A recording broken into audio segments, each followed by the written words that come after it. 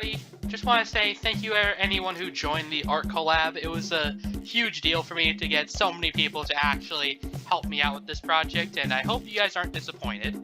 Anyways, here's the video. Thank you for 60 subscribers, and I hope you enjoyed today's presentation. The Magical Vacation series has many mysterious things about them, whether it be to the characters, the narratives, or just some other strange aspect that keeps us talking. And today we'll dissect Magical Starsign's main collectible, and explain why it's a lot darker than it actually is. Welcome to Magical Mysteries.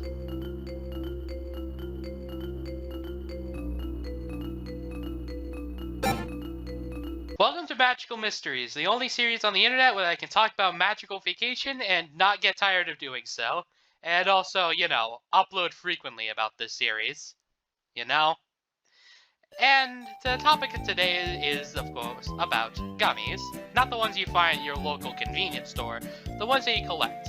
In the Magical Vacation series, the gummy collectibles are common ways to get your health and magic back in forms of gummy frogs and worms. Very odd choice of healing state because I'm no doctor, but eating a live frog or worm made of a gummy tail isn't really safe from my understanding. However, in the game's sequel, Magical Starsign expands the lore on the gummy creation and some gummies in your main collectible in the form of the Millennium Gummies.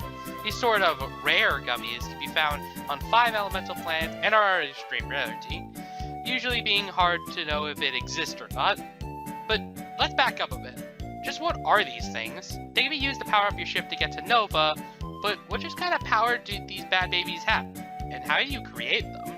They only seem to show up when someone dies, and what gives these things so much power? Well, today we're going to discuss this theory, and by weird, I mean this isn't my own theory. As a matter of fact, this was originally a Reddit theory made by the user Enzol, who made a theory and shared it to me via Twitter. So, of course, you should follow. It only takes 5 seconds of your time, and I asked if I could talk about this theory and make a video, and thus a video was born. So thank you, Enzul, and sorry for the long wait. I was just busy. So, without further ado, let's get to the theory about these Millennium Gummies.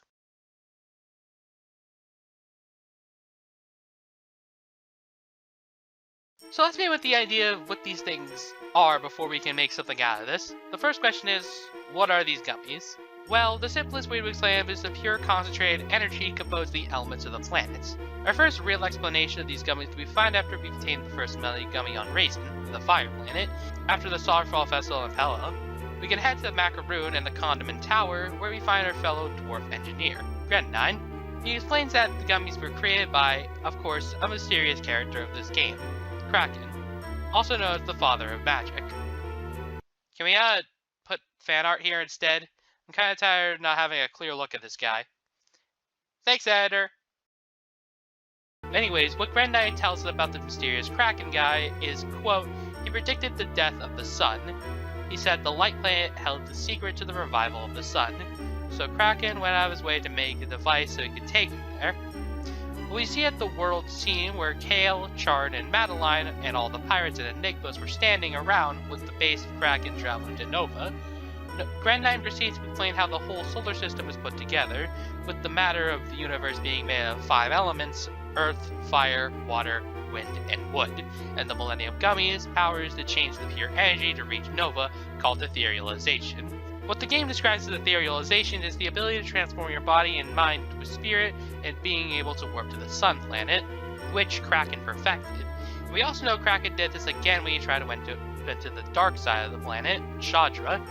By completing the puzzle in the Light Castle, the machine in the bottom of the area forms the planets in a straight line to open the path to the Dark Planet. But take a closer look at the machine right there. And the weird spheres, they look like the elements you got the same as the Millennium Gummies that you collected, preserved to maintain its purpose for transportation. Meaning that Kraken was able to find more of these gummies in the universe. They can be made somehow. And there's more to explain this aspect.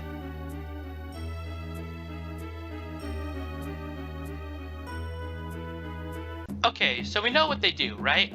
But how are they made? Well, with crystallization, of course. I briefly explained what crystallization is in the first episode of the series, but I'll explain again. Crystallization is a process in the universe that is able to transform organic matter into a gummy. Dark matter changes the carbon monoxide and moisture in the gummy molecule chain, and it's able to change the organic tissue. And they get crystallized when it's exposed to light magic. We can see this with the gummy girl on the planet Erd. However, instead of just being a gummy you can collect, she still has a conscious state. She can barely talk and fight. Gummy frogs and worms also maintain their conscious state. So that means the Millennium Gummies also have a conscious state of mind? In-game, kind of. But there's more of a life energy kind of way, like the way gummies are formed by the power of each planet. All naturally, not man-made. In the climax of the game, we see Kale's master plan almost come to fruition by transforming some of the magicians he collected into gummified husks being fed by the giant larvae hidden deep in the chambers of the Kroghamar Caves. But these husks don't have any consciousness, due to being man-made.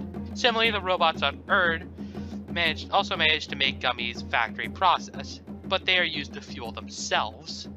Broken Josh also explains the fact that they are also running out of energy as well. So now you're starting to see a comparison with these factory-made gummies to the Millennium ones, but just how can one be made? Well, let's just say it's like a recipe. Step 1, go to the planet where the gummy is made, and step 2, murder. I'm not kidding.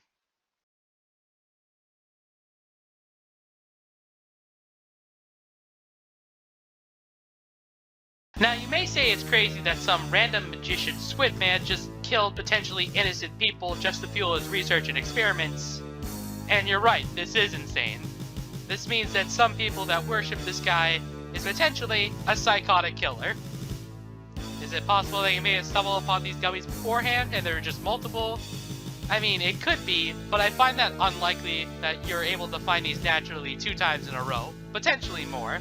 But we know how these deaths are caused of some of the planets. The best example is on the wood planet Gren. After defeating the big boss of the area, the Holy Sapling, a huge flower spawns after it dies, a plant called the Anthropophagus, or what the salamanders describe as a people slurping flower. Excuse me, a people devouring flower. This flower is formed after the sacred tree is weak and feeble, and once a human or maybe creature walks inside the plant, a Millennium Gummy is formed. Now we see in game, Samulna, the little feline girl, who is tired of life, sacrifices herself to form the gummy. This also explains the idea that Kraken was able to experiment by using the same method to form the gummy. I mean, wouldn't you find it unrealistic that he just made another holy sapling, defeated it, got a flower to spawn, and then got some innocent bystander just to walk inside the plant and bam, Millennium Gummy. If a game's like that, then the game is a little bit more darker than we actually know it is. Also, fun fact for you all, man-eating plants are actually a thing in the real world. The Amphromalalis titan, or more naturally known as the corpse flower, which can grow up to 9 feet and grow 4 inches every day, easily towering over most people. But enough of some obscure knowledge about the real world, I gotta get back to describing some obscure game with some obscure lore that some people care about. The next process of the gummy I want to talk about is the Earth planet Erd. Now, we know that man-made gummies are being formed here, but no natural ones, until we get to the end of the planet where the giant stone titan, Tektos, uses the last of his natural power to kill off the threat of the planet. Tektos then dies, and his heart capsule thing opens to reveal a Millennium Gummy.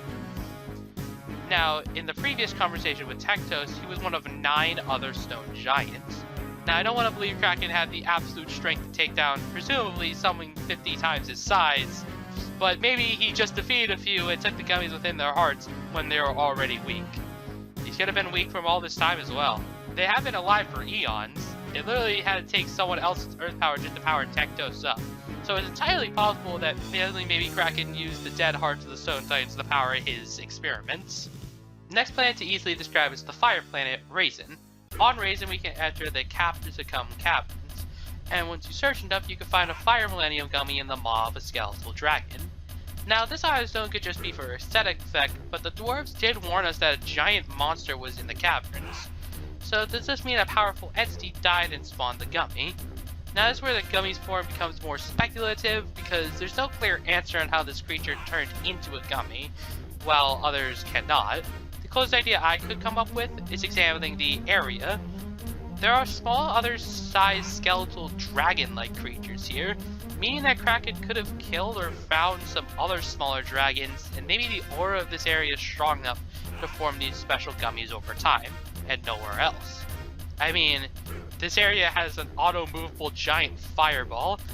If that's a crazy explanation how magic works in this world, I don't know what is, and I got nothing. Now let's go to Buffoon, where we can find the Wind Millennium Gummy in the Conscious Ruins, where after defeating the Odd Beetle, the gummy is formed. However, I don't know if this area has magic enough to spawn the Millennium Gummy like in the caverns, though this area does have the weird effect of apparition spawning, so that could be weird. However, something Sorbet says in the game is very interesting. When she talks about death and rebirth, she mentions the Odd Beetle of all things, which may be random, but when we think of this another way, let's take a look at the bestiary entry of the Odd Beetle. What manner of insect is this? A mutation? Or is it perhaps this is a result of some experiment? The word mutation is the interesting part here.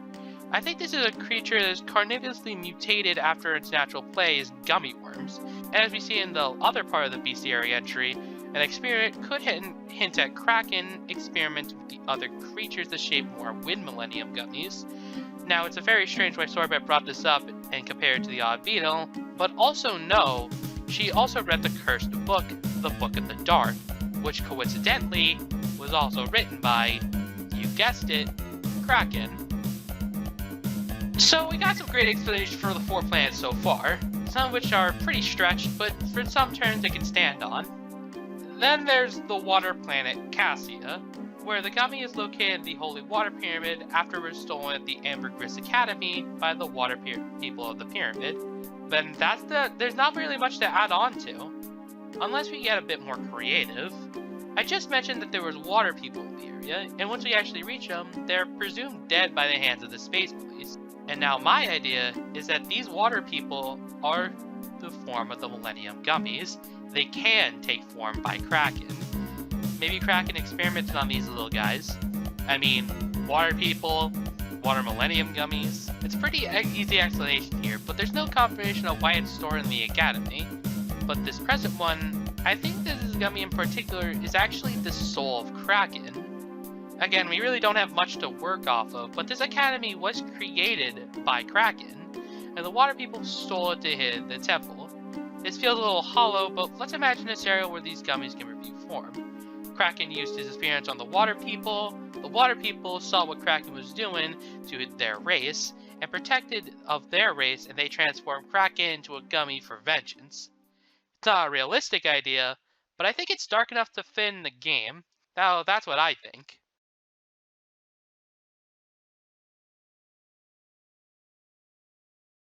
Okay, so 5 gummies, 5 planets, 5 different ways to make gummies, and 5 deaths. But what about the light and dark planet? Are there light and dark Millennium Gummies? Well, for the light planet Nova, it's essentially the sun, which Kraken predicted to be a gummy, and I guess it also is a gummy. So it is a massive gummy. And Chandra, the dark planet, is a counterbalance to the light planet, or the dark side of the sun. So I don't think the light and dark Millennium Gummies even exist. It's just kind of the natural aura of the area. This can also explain the final area, the Krogomar Caves, where deep within the depths of the cave, the protagonist slowly have to transform into a gummy. We see it just slowly go into their hands and body, meaning that the air around them is slowly transforming them into some sort of weird gummy-shaped creature, as we can also see in the beginning of the area as well.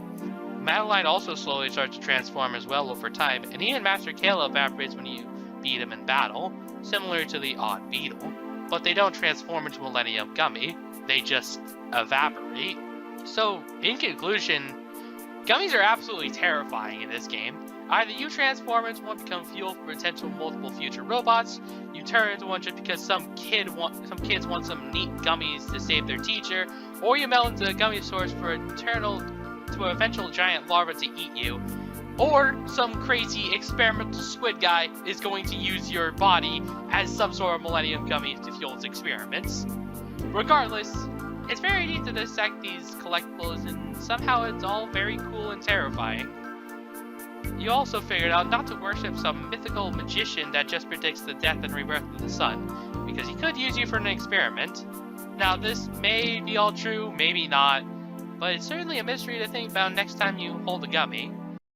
That used to be someone. That used to be a living person, and now you hold their spirit. Thanks for watching, everyone. Thank you all who cooperated with the project. It was super fun to make, and hopefully you all enjoyed as well. If you wanted to help this channel out even further, make sure you subscribe, turn on notifications for any new uploads. I hope you also spread these videos around for more people to at least notice, and we're going to be shooting for 100 subscribers soon, and hopefully we can do that before my first anniversary. Take care, guys. Bye-bye.